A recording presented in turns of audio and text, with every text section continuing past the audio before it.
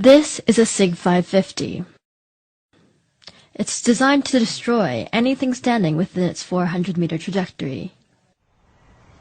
And there are over 500,000 of them kept in Swiss homes. Guns and shooting are a strong Swiss tradition.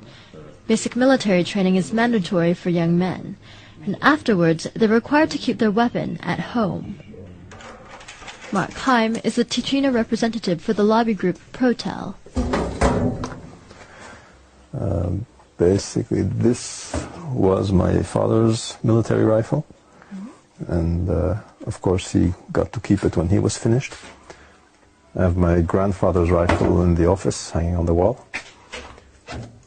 This was mine when I did service, which is quite an old one. It was introduced in 1957.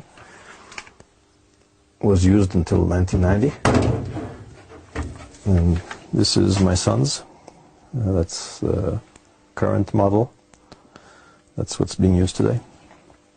That's what we'll be using to shoot the Feldschießen today.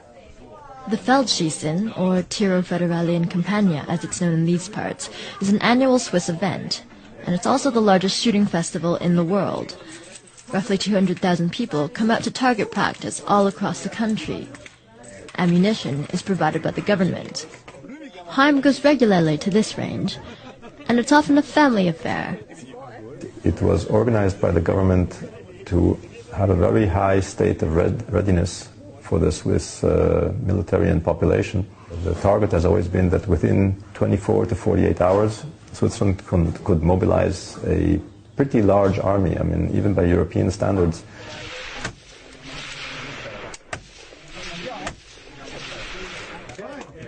But it wasn't the militia that sparked Heim's interest in guns as a young man. It was an unassuming trip to a Holocaust museum. I was going through all the exhibits and the soap and the lampshades made of people's skin.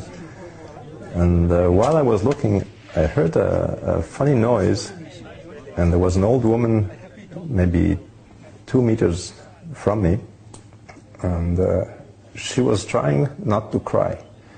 She was sort of sobbing very quietly. She was holding it back. If she had been a few meters further away, I wouldn't have heard her.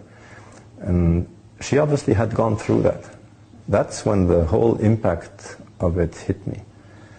And I promised myself I would never be in her situation. I would want to be free, never in a situation where somebody could, march us off to ovens or prisons or just take away our freedom. The key to freedom is the ability to be able to defend yourself. And if you don't have the tools to do that, then you are at the mercy of whoever wants to put you away. And the tools for that